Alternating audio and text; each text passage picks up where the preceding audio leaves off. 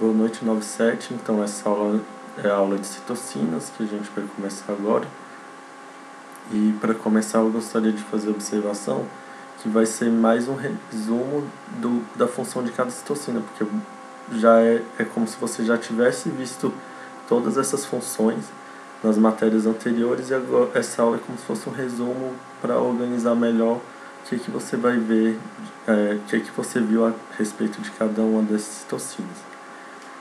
Para começar, seria interessante a gente saber quais são como que essa citocina age, as características dessas citocinas. Como que elas agem seria de maneira autócrina, que é quando ela age sobre ela mesma, como na ativação de linfócitos T. Parácrina também na ativação de linfócitos T, quando você tem essa citocina agindo em células próximas. E a função endócrina, que por exemplo, quando ela tem uma função meio hormonal, que vai atingir lugares mais distantes do nosso sistema, que é, por exemplo, quando ela tem a função de regular a nossa temperatura corporal, aumentar a nossa temperatura. Aí você vai ter as características das citocinas, que é o pleiotropismo, que é uma mesma citocina tendo diversas funções no organismo, funções diferentes. A redundância, que é quando mais de uma citocina acumula a mesma função numa célula. A sinergia, que é quando duas citocinas têm função semelhante, só que elas juntas vão ter uma função ainda maior, uma função potencializada. E o antagonismo, que é quando as funções dessas citocinas são antagônicas, elas se anulam. Essas características são importantes, por exemplo, se você pensar em querer utilizar uma dessas citocinas como medicamento. Você tem que lembrar, por exemplo, da característica do pleiotropismo, que nem sempre o efeito que você quer vai ser totalmente benéfico a partir do uso dessas citocinas.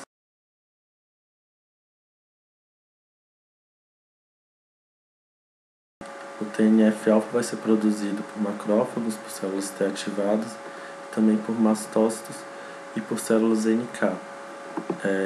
Essas células vão produzir essa citocina em algumas situações, por exemplo, os macrófagos, quando eles reconhecerem um padrão de patógeno, que no caso seria uma lipoproteína de bactérias gram-negativas. Ele vai atuar levando a produção de outras citocinas, de células de moléculas de adesão, de radicais de oxigênio e de nitrogênio, ou seja, ele vai mediar uma resposta inflamatória. São elementos que estão presentes na resposta inflamatória. E já quando o TNF-alfa for produzido em maiores quantidades, ele vai ter uma atuação sistêmica podendo causar febre, levando a produção pelo fígado de proteína C reativa, que é também um indicador de inflamação, e também vai atuar na medula óssea, levando a uma maior produção de células leucocitárias.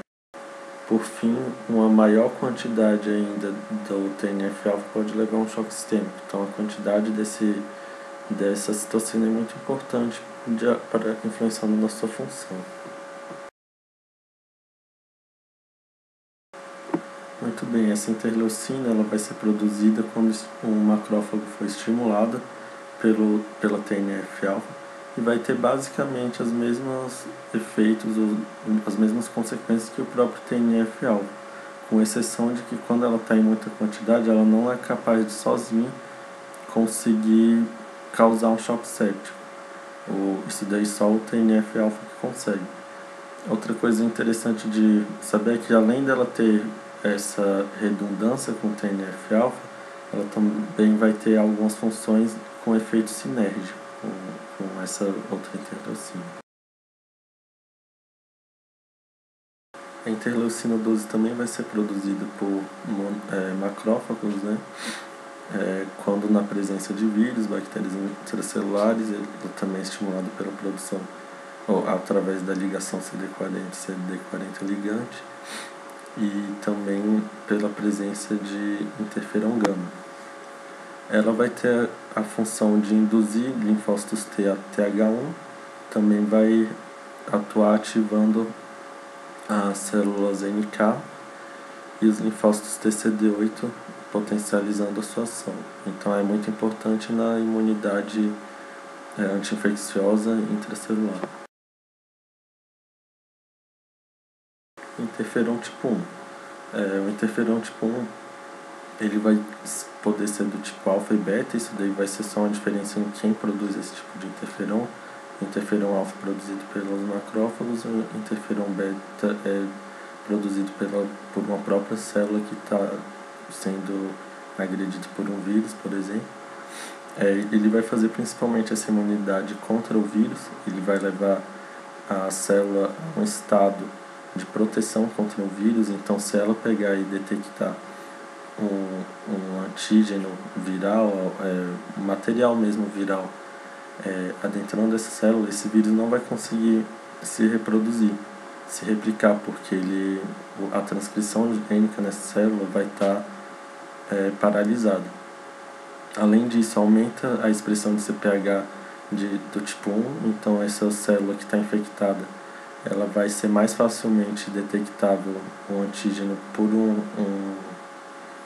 linfócito CD8 para poder eliminar essa célula.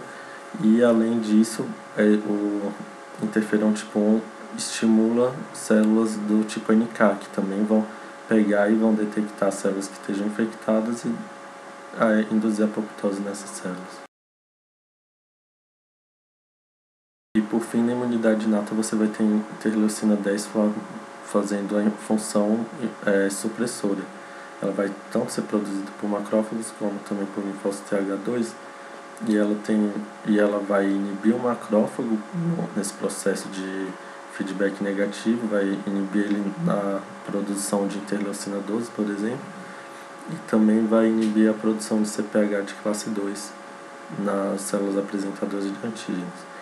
E por fim, ele também faz o papel de inibir moléculas coestimuladores e também de inibir a própria ativação TH1.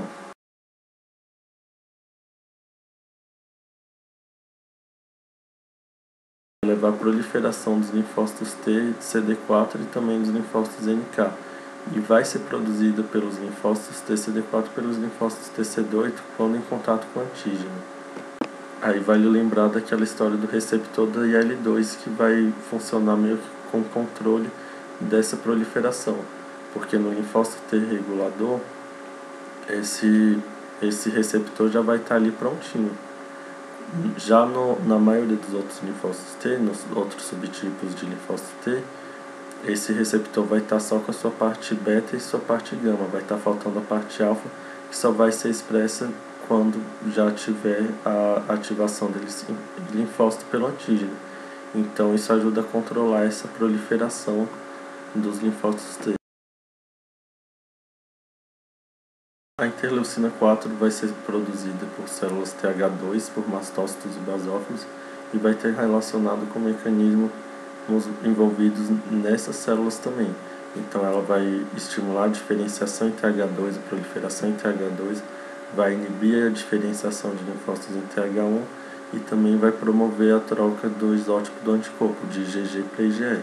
E além dessa parte relacionada com TH2, vai estimular também a cicatrização, recrutando tanto fibroblastos quanto macrófagos. O IL-5 vai estar também envolvido nessa resposta TH2, sendo produzido pela célula TH2 e também por mastócitos, e vai fazer a ativação dos eosinófilos, tendo maior expressão de enzimas e maior expressão também de receptores do tipo IgE na membrana desse eosinófilo, e também vai favorecer a produção de eosinófilos pela medula óssea.